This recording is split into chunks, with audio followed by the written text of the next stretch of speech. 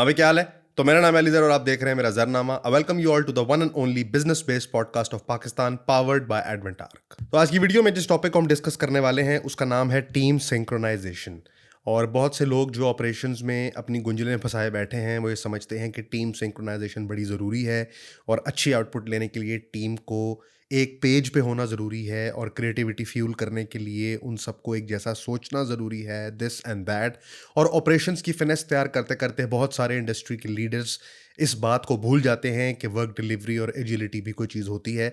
तो अगर आप अपनी टीम को सिंक्रोनाइज करने के मिशन पे चले हैं और आप समझ रहे हैं कि यही आपका फाइनल हल है, तो हो सकता है कि आपका फाइनल हल ना हो। इस वीडियो में हम इस तरह के बीच को इंट्रोड्यूस करके उसकी सोल्यूशन की तरफ जाएंगे।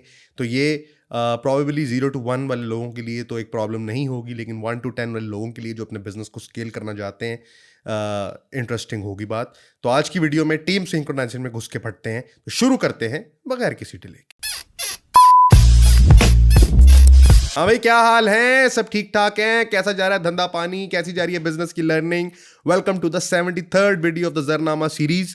आपको याद होगा कि जब मैंने वीडियोस बनानी शुरू की थी, मैं कहता था मैं 30-40 वीडियोस बनाऊंगा, क्योंकि मुझे लगता था कि बिजनेस टॉपिक इतनी देर में रुक जाएंगे।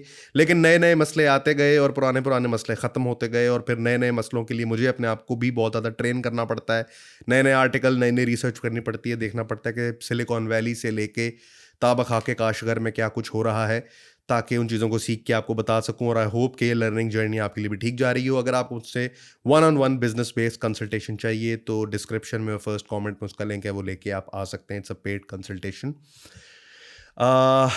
आज की वीडियो में हम जिस बारे में बात करने वाले हैं वो थीसिस इस्टेब्लिश करते करते ही लगता है मुझे 10 मिनट लग जाएंगे, और फिर अगले 10 मिनट में अपने एनेक्डोट्स के साथ मुझे उसको समाप्त करना पड़ेगा। लेकिन ये वीडियो, जैसे कि मैंने इंट्रोडक्शन में बताया, एक आम बंदा जो अपनी वन मैन एजेंसी या अपना वन मैन फाइवर अपवर्क का अकाउंट चला रहा है, शायद उसके लिए ना हो। ये थोड़े से बड़े लेवल पे जब स्केल करने की बारी आती है तो क्या प्रॉब्लम्स आती हैं, ये उससे लेकर होगी।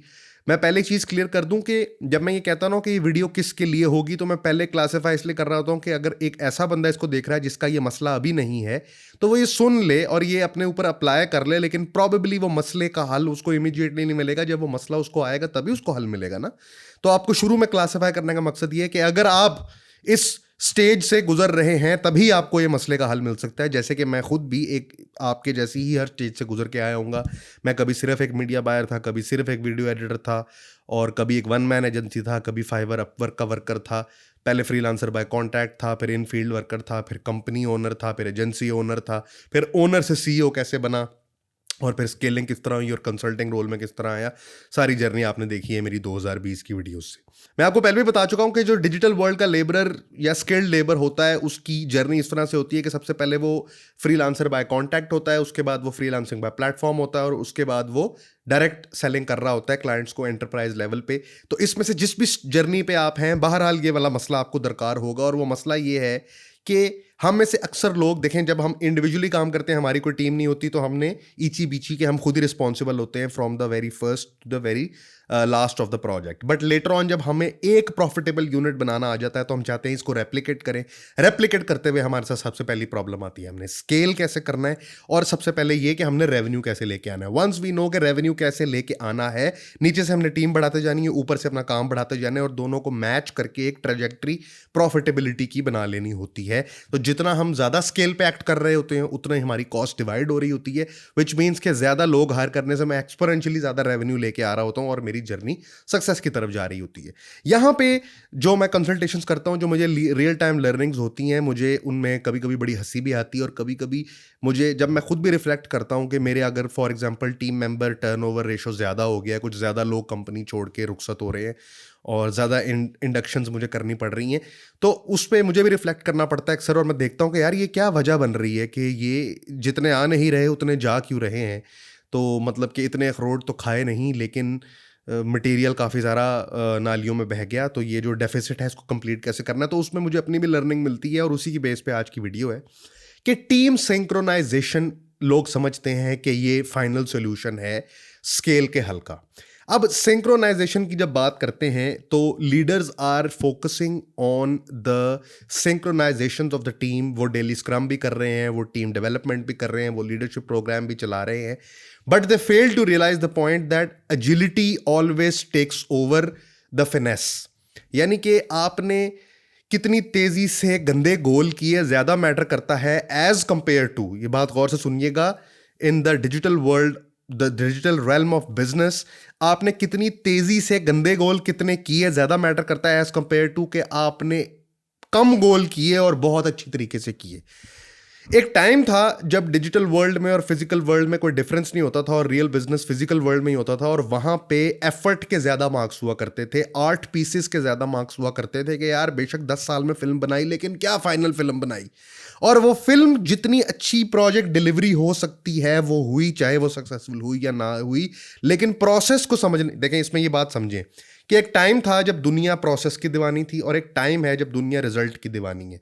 आपने अक्सर अब अपने लाइन मैनेजर से, अगर आपने कहीं पे जॉब की है तो सुना होगा कि there are no marks for effort. तो ये बात पहले ऐसी नहीं होती थी, पहले एफर्ट के मार्क्स हुआ करते थे, क्योंकि बेयर मिनिमम कर लेना ही बड़ी बात होती थी, क्योंकि मैक्सिमम लोग बेयर मिनिमम भी नहीं कर पा रहे होते थे। तो जब एक नेचुरल इक्विलिब्रियम बेयर मिनिमम का बना हुआ हो और मैक्सिमम लोग उस गरीबी यानी कि उस इंटेलेक्चुअल गरीबी की सतह के नीचे हो, तो बेयर मिनिमम कर लेना भी बड़ी बात है। और उस वक्त एक्सेप्शनली वेल कोई कोई होता था तो लोगों के वो नज़र में नहीं आते थे, इसलिए बहुत ज़्यादा मैटर भी नहीं करता था कि कौन बेयर मिनिमम कर रहा है और कौन बेयर मिनिमम से नीचे कर रहा है। तो एक टाइम था जब बेयर मिनिमम कर लेना ही काफ़ी होता था, बट नॉट एनी मोर। अब एफर्ट के कोई मार्क्स नहीं है, अब रिजल्ट डिलीवरी के मार्क्स हैं, और उसकी वजह यह है कि आप अपने क्लाइंट के साथ तब तक लॉन्जिटिविटी में नहीं, हम उस दुनिया की बात कर रहे हैं जहां हम सब्सक्रिप्शन मॉडल पे चल रहे हैं। पहले सब्सक्रिप्शन मॉडल नहीं होता था, पहले या तो सैलरी मॉडल होता था या फिर प्रोजेक्ट बेसिस का एक मॉडल एक दुनिया में एग्जिस्ट करता था। बट सब्सक्रिप्शन बेसिस के लेवल पे आप एक विन विन तभी क्रिएट कर सकते हैं जब आप भी कॉन्स्टेंटली अपने क्लाइंटेल को पैसे कमाने में हेल्प कर रहे हैं। मैंने पीछे एक वीडियो में क्लियर किया था कि आपका बिजनेस लॉन्जिटिविटी के साथ बुना हुआ नहीं है अगर आप डायरेक्टली पैसे कमा के नहीं दे रहे किसी को। अगर आप इनडायरेक्ट है ना कि यार मैं आपकी कंपनी में पेंट ऐसा करूंगा कि जब आपके टीम मेंबर्स आएंगे तो वो जब सूंघेंगे तो इतनी प्रोडक्टिविटी फ्लो करेगी उनके अंदर से कि वो अच्छा कोड लिखेंगे।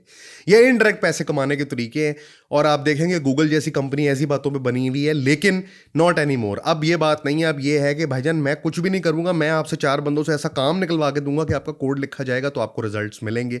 विच मीन्स कि दुनिया का doctrine over time in the last 10 years change हो चुका है, और अब वर्क डिलीवरी फिनेस को बीट करती है। तो जब दुनिया ऐसी हो जाए कि जब आपकी वर्क डिलीवरी यानी कि आपकी एजिलिटी आपकी फिनेस को बीट कर रही है, ऐसे केस में लीडर्स अगर team synchronisation, team mobility, team को एक जैसा सोचवाना, उनका पॉड बनाना, उनका वेलबींग का ख्याल रखना, इसके बारे में सोचेगी तो फिर गोल अचीविंग नहीं हो रही होगी, और एसेंशियली आप एज अ लीडर अपनी ऑर्गेनाइजेशन में जो करने की कोशिश कर रहे होंगे वो थोड़ा सा आउटडेटेड हो जाएगा और आपको आपके रिजल्ट्स पा लेने में मुश्किल पेश आ रही होगी। अगला सवाल आपका यह होना चाहिए कि टीम सिंक्रोनाइजेशन करना या ना करना हमारा गोल होना चाहिए या नहीं होना चाहिए।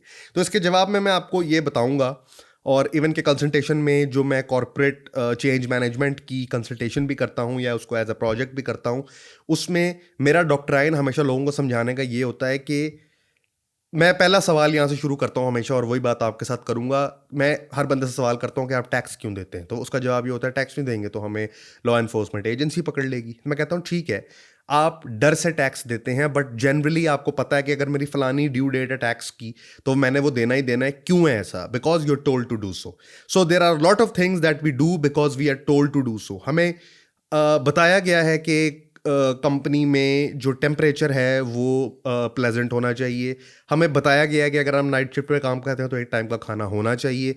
हमें बताया गया है कि कॉफ़ी की व्यवस्था होनी चाहिए। किसने बताई हैं बातें?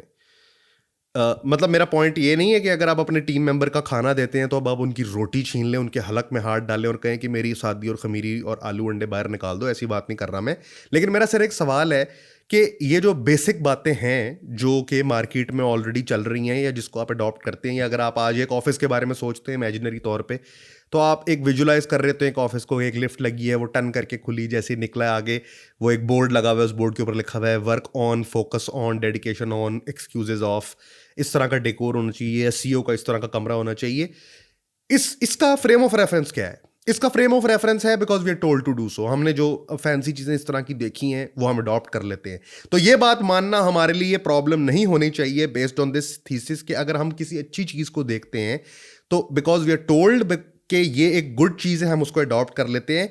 तो why not bad things, why not the things that are bad for our company, अगर हम उनको भी होते हुए देखेंगे तो उनको नेचुरली अडॉप्ट क्यों नहीं कर लेंगे एक सवाल के बजाय। मतलब मैं इस बात को यकीन से कह सकता हूं कि आप में से जितने लोगों ने सीईओ का कमरा है और उसके अंदर अच्छा ओक वुड का टेबल लगाया है और एक वर्ल्ड मैप लगाया है और वो फिजिक्स वाला वो जो बॉल ऐसे ऐसे चल रहे होते हैं वो लगाए हैं, या 4 किताबें हैं आपने रखी हुई वहाँ पे, वो हाउ टू इन्फ्लुएंस और 12 रूल्स फॉर लाइफ और इस तरह की आपने किताबें अगर रखी हुई हैं क्योंकि आपने किसी का ऑफिस देखा तो ये अच्छी चीज़ थी, आपने उसको अडॉप्ट कर लिया, तो वाई नॉट बैड थिंग्स। इसका मतलब ये है कि आपने बैड थिंग्स भी कोई ना कोई अडॉप्ट की होंगी without actually researching about them. जिस थीसिस की तरफ मैं आ रहा हूँ ना उधर पहुंचने में मैंने कहा था आज मुझे 10 मिनट लगेंगे। मेरा पॉइंट ये है कि जब हम अच्छी चीज़ें बगैर क्वेश्चन के अडॉप्ट कर सकते हैं without actual data, without actual research, because we think it works, तो हम बुरी चीज़ें भी कर सकते हैं। यानी कि बुरी चीज़ों का मतलब ये है ऐसी चीज़ें जो एक्चुअली प्रोडक्टिव ना हो लेकिन लगती हों कि प्रोडक्टिव है, जस्ट फैंसी बज़। हमें लगता है कि ये चीज़ सेक्सी है तो हमने इसको अडॉप्ट कर लिया। देखें कुछ चीज़ें हैं जो हमें एब्सोल्युटली सेक्सी लगती हैं, जैसे कि अलेक्जेंड्रिया डेडारियो या सिडनी स्विनी या मार्गरेट क्वाली। अब सिडनी स्विनी को आप गौर से देखें तो चीयरलीडर इफेक्ट ज़्यादा है उधर, लेकिन अगर ये क्या नाम है यूफोरिया ना होता तो शायद सिडनी स्विनी दुनिया के नक्शे पे आती भी ना, क्योंकि once upon a time in Hollywood के बाद तो वो नहीं आई थी, ना ही मार्गरेट क्वाली आई थी, वो तो फिर सब्सटेंस के बाद आई ना। पॉइंट इज के there are things that we accept and there are things that we reject based on popular opinion, nothing wrong with it, but why not bad things? We must have accepted some of the bad things or non-productive things that are already there. तो फिर मेरा सवाल आपसे ये है कि जब आप टीम सिंक्रोनाइजेशन के बारे में सोच रहे होते हैं या आप ये देख रहे होते हैं कि आपकी टीम सिंक्ड होनी चाहिए या एक ही आइडिया पे ट्रेंड होनी चाहिए या एक ही तरह से सोचनी चाहिए, आपको किस रिसर्च ने ये बताया है कि आपके हर किस्म के गोल के लिए आपकी टीम सिंक्रोनाइजेशन ही ज़रूरी है? ये बात ट्रू नहीं है। कैसी बात है ये? टू योर सरप्राइज ये बात ट्रू नहीं है कि आपकी टीम हमेशा सिंक्रोनाइज्ड होनी चाहिए, बिकॉज आपकी ऑर्गेनाइजेशन के और आपकी कंपनी के गोल्स सारे वैसे के वैसे नहीं होंगे जैसे बाकी कंपनीज के होंगे। तो जब आपके गोल्स वर्क होंगे तो आपको टीम की ओरिएंटेशन भी डिफरेंट चाहिए होगी, और जब आपको डिफरेंट टीम की ओरिएंटेशन चाहिए होगी तो फिर आपने जिस कंपनी से इसको अडॉप्ट किया है नेसेसरीली वो चीज काम नहीं करेगी, विच मीन्स कि आप ओरिजिनली ह्यूमन रिसोर्स के ऊपर जो लीडरशिप की, जो ट्रेनिंग की, जो सिंक्रोनाइजेशन की और जो छाप लगाना चाह रहे हैं वो आप इनइफेक्टिव काम कर रहे हैं to achieve goals that are not necessarily aligned with what you want. And this is where I raise the red flag and I tell you कि आपको पता होना चाहिए कि आपकी कंपनी के गोल्स किस किस्म के हैं। तो आपका अगला सवाल ये होगा कि अली भाई आपने ये तो हमारा बैलेंस शेक कर दिया कि टीम सिंक्रोनाइजेशन एक क्वेश्चनेबल मटेरियल है, तो टीम सिंक्रोनाइजेशन होनी या ना होना किस चीज़ पर डिपेंड करता है? तो मैं आपको जवाब दूंगा कि बेटा ये डिपेंड करता है आपके गोल्स के ऊपर।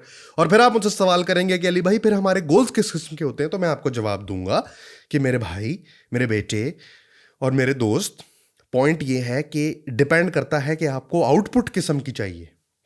दुनिया में डिजिटल वर्ल्ड में कंपनीज की आउटपुट 3 किस्म की हो सकती है। Number 1, orientation of what you require out of your work is robot work. आप एक ऐसी ऑर्गेनाइजेशन के लीडर हो सकते हैं जिसकी आउटपुट है रिपीटेटिवली सिमिलर किस्म का काम कंसिस्टेंसी के साथ डिलीवर करना और करते रहना। मिसाल के तौर पे आप एक सॉफ्टवेयर हाउस हो सकते हैं जो फ्रंट एंड का काम नहीं करता। आप एक वेब डेव हो सकते हैं जिसका बल्क में काम है WP की बैक एंड की डेटाबेस बनाना। आप एक नेटवर्क या साइबर सिक्योरिटी एजेंसी के रनर हो सकते हैं जिनका काम है नेटवर्क सिक्योरिटी के प्रोटोकॉल्स डेवलप करना किसी फलानी इंक्रिप्शन के ऊपर, जहाँ पे आपको क्रिएटिविटी, इनोवेशन, डिज़ाइन और इन कामों से काम नहीं है। आपने सिमिलर किस्म का काम रेप्लिकेबल तौर पे robotic and systematically consistently deliver करना है। दूसरी तरह का काम हो सकता है कि आपने क्रिएटिविटी फ्यूल्ड काम करना है जो कि कस्टमाइज्ड होगा हर क्लाइंट की रिक्वायरमेंट्स के हिसाब से। इसमें अगर आपकी कोई डिज़ाइन एजेंसी है, वीडियो एडिटिंग एजेंसी है, फ्रंट एंड डेवलपमेंट है, सॉफ्टवेयर हाउस जो कि एप्लीकेशन का भी काम करता है, ऐसा वेब डेव का इदारा जो client to client customisations provide कर रहा होता है, एनिमेशंस प्रोवाइड कर रहा होता है, 3D का काम कर रहा होता है। तो पहली तरह का काम सिमिलर किस्म का काम जो कंसिस्टेंसी के साथ डिलीवर हो रहा हो, दूसरी तरह का काम जो कि हर क्लाइंट के लिए जिसकी फिनेस डिफरेंट हो रही है, और तीसरी तरह की ऑर्गेनाइजेशन आपकी तब हो सकती है जब आप इन दोनों का मिक्सचर कर सकते हो। यानी कि आप बैक एंड पे सिस्टमैटिकली सिमिलर रोबोटिक वर्क कर रहे हो और ज़्यादा लोग करने से आप ज़्यादा काम कर रहे हो, और फ्रंट एंड भी साथ साथ डिलीवर कर रहे हो, उनकी एमैलगमेशन भी डिलीवर कर रहे हो। तीन किस्म का काम ऐसा हो सकता है जो आप डिलीवर कर रहे हैं, और इन तीनों कामों को डिलीवर करने के लिए आपको तीन डिफरेंट किस्म की टीम सिंक्रोनाइजेशन चाहिए। तो जब आप सिस्टमैटिकली सिमिलर किस्म का काम कर रहे हैं तो आपको एक होमोजेनस टीम चाहिए। आपको एक ऐसी टीम चाहिए जिसके सारे मेंबर एक स्पीड पे एक तरह से सोच के एक तरह का काम डिलीवर कर सकते हो, ताकि आपका कोड आपस में लड़े ना, फटे ना, मरे ना, और बहुत सारे लोग बहुत डिफरेंट चीजें लेके टेबल पे ना आए जिनको सेट करने के लिए आपको टीम सिंक्रोनाइजेशन पे काम करना पड़े। नंबर वन, तो आपको पहली तरह का काम डिलीवर करने के लिए होमोजेनस किस्म के लोग चाहिए। दूसरी तरह का काम डिलीवर करने के लिए आपको हेट्रोजेनस लोग चाहिए, यानी कि वो हर बंदा डिफरेंटली सोच रहा हो और पीयर टू पीयर एवेल्युएशन करके ये समझ रहा हो कि मैं ये कर सकता हूं, कोई और ये कर सकता है, और उन सबका मिलके एक मिक्सचर किस्म की हांडी बना सकता हो जो कि ज्यादा मजे की हो, because that won't be the same repetitive and robotic work. और तीसरी तरह में आपको इन दोनों का एक मिक्सचर चाहिए जो एक दूसरे के काम के साथ क्लैश भी ना करें, और उन दोनों की चाल इस तरह की हो काम की जैसे घर में चाल होती है ना, पेंट वाला पेंट कर रहा होता है, टाइल वाला टाइल लगा रहा होता है, इलेक्ट्रिशियन वायर्स डाल रहा होता है। इन तीनों चालों लोगों की आपस में सिंक्रोनाइजेशन जरूरी है। तो मेरे दोस्त, मैं आपको ये एस्टैब्लिश करने की कोशिश कर रहा हूं इस वीडियो में कि बहुत सारे लीडर अपनी टीम सिंक्रोनाइजेशन पे, अपनी टीम के वेल बीइंग के लिए और अपनी टीम को ये समझाने के लिए कि तुम्हें एक तरह से सोचना और एक तरह से काम करना चाहिए, विदाउट कंसिडरिंग कि उनके गोल सिमिलर हैं या नहीं हैं, बहुत ज़्यादा एफर्ट कर रहे होते हैं, because they are told to do so and they might be doing it wrong and they might be working in the wrong direction. और इस वजह से वो बहुत सारे हेट्रोजेनस लोगों को होमोजेनस करने की कोशिश कर रहे होते हैं, या होमोजेनस लोगों के अंदर जबरदस्ती हेट्रोजेनिटी भरने की कोशिश कर रहे होते हैं, जबकि उनके गोल्स के साथ ये चीज अलाइन होनी चाहिए। और आपको ये पता होना चाहिए कि मुझे किस तरह का काम डिलीवर करना है और मुझे उसके नीचे किस तरह के लोग चाहिए। तो ये था मेरा पॉइंट नंबर 2, जो ये बता रहा था कि किस तरह की टीम किस तरह की ट्रेनिंग से किस तरह की प्रोडक्ट्स और सर्विसेज को डिलीवर कर रही होगी। अब आपका ये सवाल होगा कि अली भाई, आपने जो बात रेस की वो तो हमारे लिए इतना बड़ा कंसर्न नहीं है और हमने इस पे कोई ख़ास एफर्ट भी नहीं की हुई, हमारा काम चल रहा है, हमें पैसे आ रहे हैं, तो आपको क्या तकलीफ़ है?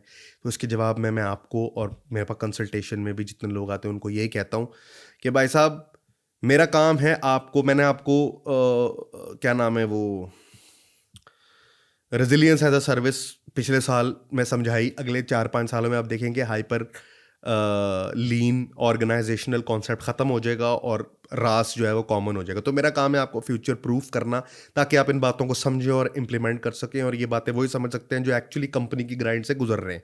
जो लोग घर में बैठे हैं और फाइवर से $2-3 हज़ार कमा रहे हैं, वेरी गुड, अच्छी बात है। अपनी 2TV70 जिसके आगे मडगार्ड में सुराख है और जिसने बसंत पे अभी तक रॉड नहीं लगवाया, उस पर फ़ौरन रॉड इंस्टॉल कराओ, और जब बसंत गुजर जाएगी तो आपने उसी रॉड का ऊपर यूं वाला सिरा कटवा के वहाँ पे पाकिस्तान का झंडा लगा लेना है, अगस्त तक आपका चलेगा। उनसे मैं बात नहीं कर रहा, मैं बात कर रहा हूँ कंपनी वाले लोगों से जो कि एक्चुअली स्केलेबल मॉडल्स बनाना और बड़ा करना चाहते हैं।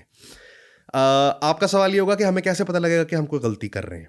आपको ऐसे पता लगेगा कि आप कॉन्स्टेंटली इस बात की फिक्र में रह रहे हैं कि यार मेरी टीम जो है ना उसको एक एक्स तरह का होना चाहिए और वो अभी वाई तरह की क्यों है, विच मीन्स कि आपने ऑलरेडी टू लेट हो चुके हैं और आपने ऑलरेडी गलत टीम सेलेक्ट कर ली है। और इन वाले लोगों को या तो आपको इनकी क्लासिफिकेशन के हिसाब से डिवाइड करना पड़ेगा, और मैं चीख चीख के मर गया हूं कि आपको हायरिंग जो है वो टेक्निकल स्किल्स पे तो करनी ही चाहिए, लेकिन टाइप ऑफ पर्सनैलिटी पे ज़्यादा करनी चाहिए। एनीवेज, आप समझें या ना समझें, दुनिया में इसी बेसिस पे हायरिंग हो रही है, जहाँ पे कल्चर राउंड अलग होता है, टेक्निकल राउंड अलग होता है, और this and that personality round अलग होता है। अगर आप कॉन्स्टेंटली इस बात पे वरिड हैं कि आपकी टीम जैसा काम उसको करना चाहिए वैसा नहीं कर रही, तो आपने सही बंदे सेलेक्ट नहीं किए, और अगर सही बंदे सेलेक्ट नहीं किए तो गलत बंदों को सही करने का टाइम हमारे पास एज CEO नहीं है।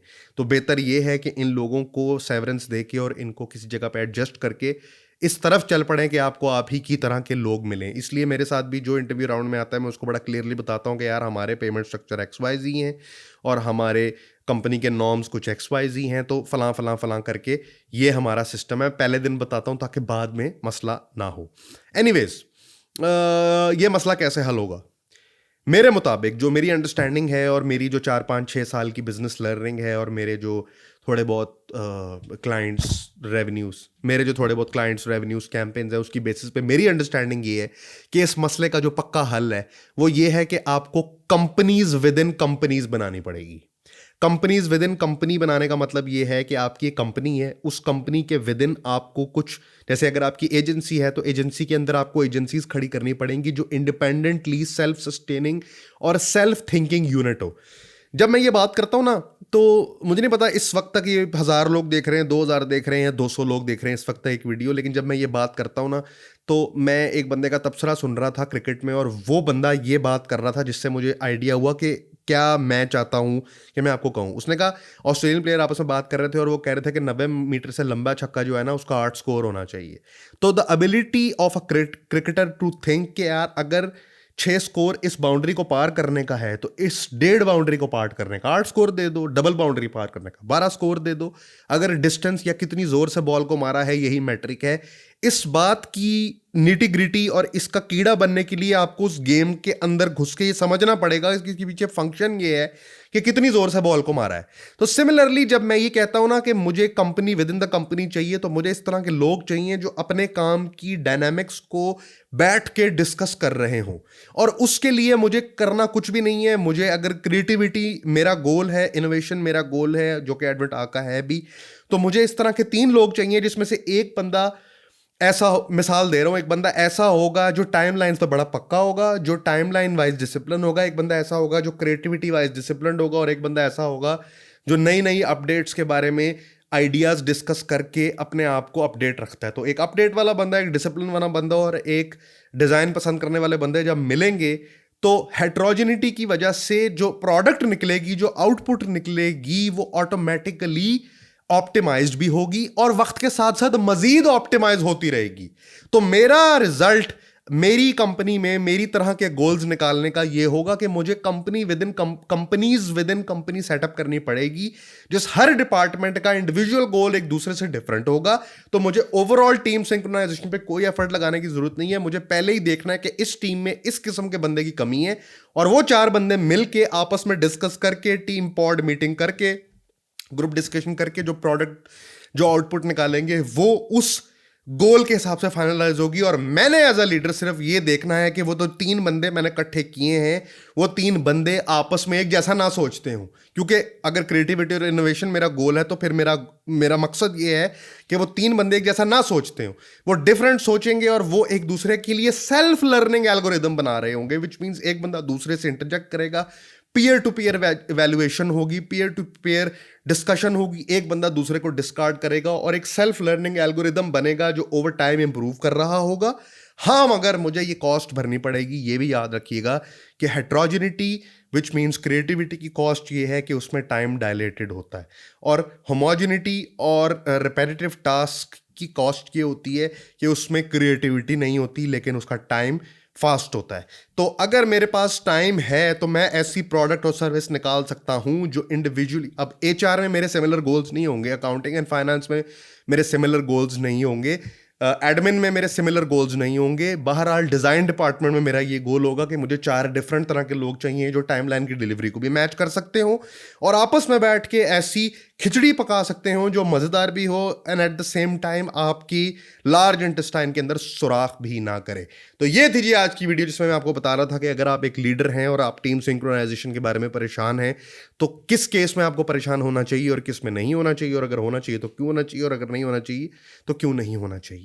और मेरी बातों को आप अपने पल्लू से बांध लें, वरना आपके पास होगी 2003 मॉडल की सेंट्रो जिसकी लाइटें ऊपर थी, जिसके अंदर EFI का एरर था, और अगर आपने उसका कैटालिटिक कन्वर्टर निकलवा दिया तो अब उसमें फड़ फड़ की आवाज़ आ रही है और छोटी कैंटीन पे समोसे खाने के लिए आप जा रहे हैं लेकिन वापसी पे आपकी गाड़ी स्टार्ट नहीं हो रही। तो ये थी आज की वीडियो। आई होप कि इस वीडियो से आपको फ़ायदा हुआ। अगर फ़ायदा हुआ तो अपना फीडबैक नीचे कमेंट में, इंस्टाग्राम पे या लिंक्डइन पे आके आप दे सकते हैं। मुझसे पेड कंसल्टेशन लेने के लिए डिस्क्रिप्शन और फर्स्ट कमेंट में उसका लिंक है, वो भी आप ले सकते हैं मेरी टीम से 1 या 2 दिन की वेटिंग टाइम पे। मिलते हैं जी अगली वीडियो में। This is your boy AG, over and out. काट।